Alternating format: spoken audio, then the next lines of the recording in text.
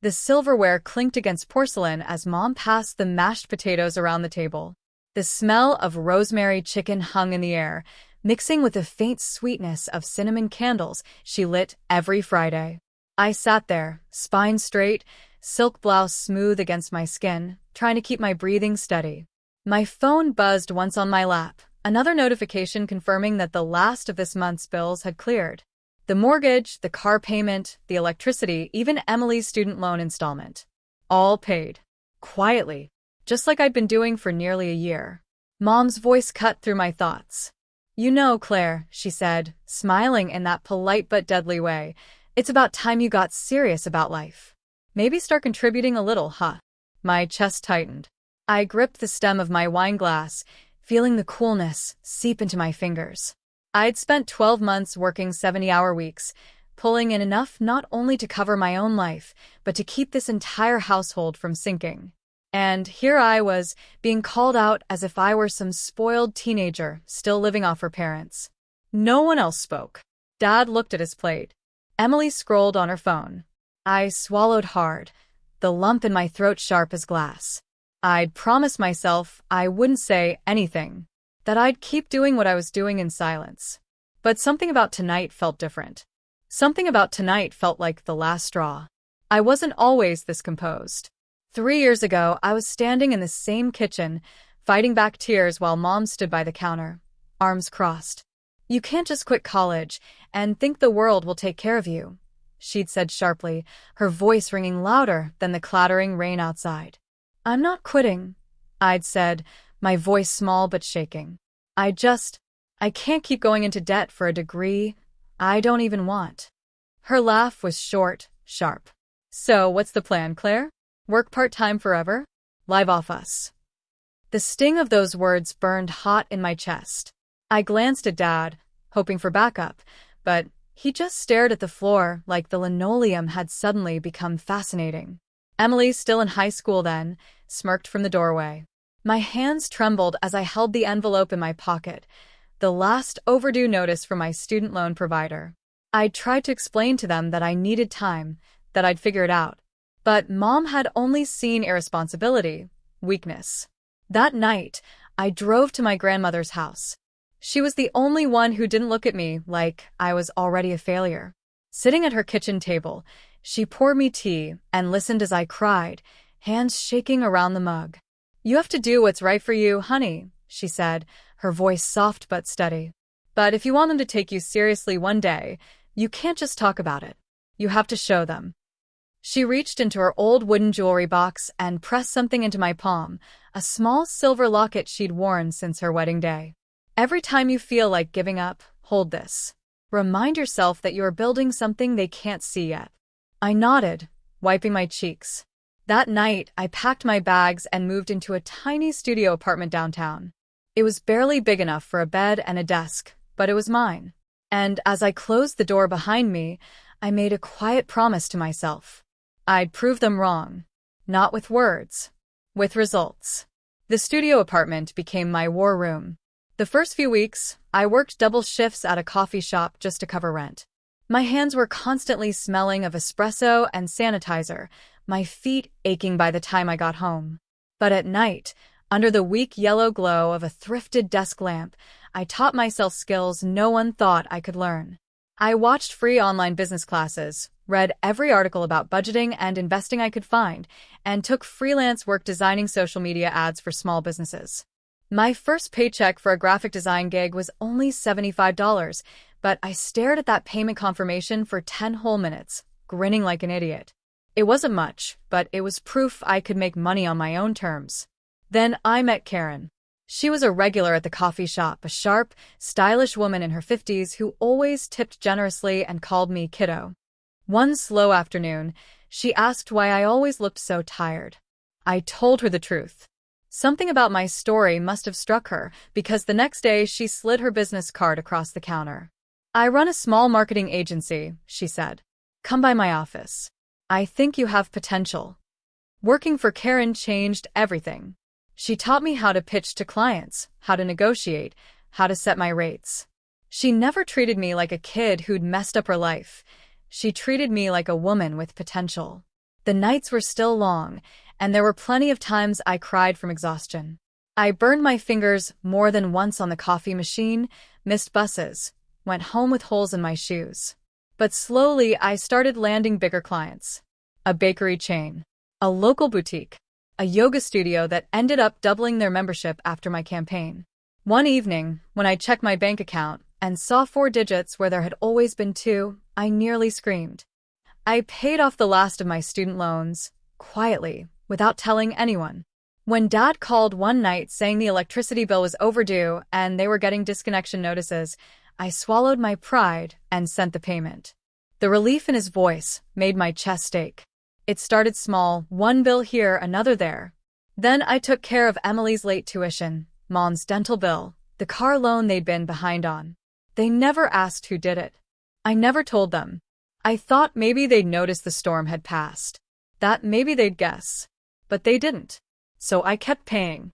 Quietly, consistently, as my business grew.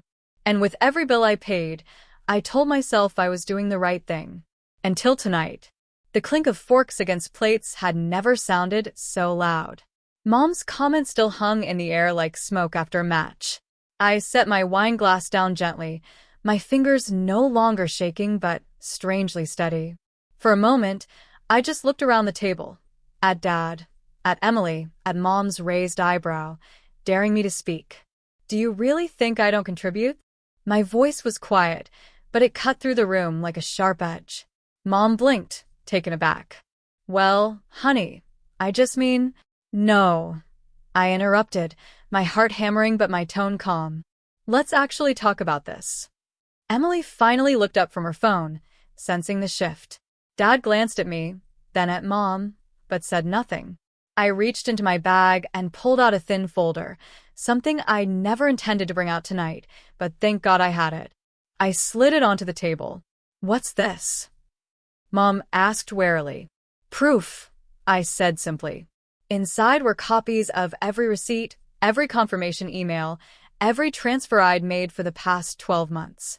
Mortgage payments, utility bills, the car loan, Emily's tuition, even the overdue medical bill Mom had cried about last spring, paid in full. They stared at the papers like they'd been dropped from another planet. You think the light stayed on because of magic? My voice wavered once, then steadied. You think the bank just decided to forget about the mortgage? I've been paying for everything. Every single month. Quietly. Because I didn't want to fight with you. Because I thought actions spoke louder than words. Emily's face flushed. Dad looked like someone had knocked the wind out of him. Mom, for once, was silent. I took a deep breath, my throat raw, but my chest strangely light. And the whole time, I kept telling myself it didn't matter if you knew. That I didn't need you to say thank you. But then you sit here tonight and humiliate me, in front of everyone, as if I'm the one taking from you. The room was so quiet I could hear the faint ticking of the kitchen clock. Mom finally spoke, her voice low. Why didn't you say anything? Because I wanted you to see me for who I've become, I said. Not just for what I do for you. Tears prickled at my eyes, but I let them fall. I worked myself to the bone to get here. I built a business from nothing. I pay more in taxes now than I used to make in a month. And I still chose to take care of this family, even after you told me I was a disappointment. Emily's phone slipped from her hand and hit the table with a dull thud. Dad cleared his throat, but no words came out. I gathered the folder back into my bag, stood, and smoothed the front of my blouse. Dinner was great, I said softly, but there was steel in my voice. But I won't sit here and be treated like I'm nothing while quietly keeping this house afloat. For a long moment, no one moved. Then Mom's shoulders dropped, and I saw something flicker in her eyes, shame, maybe. Or realization. Either way, I knew this was the night everything changed. No one spoke for a full minute after I sat back down. The silence was heavy, almost suffocating, but I didn't rush to fill it.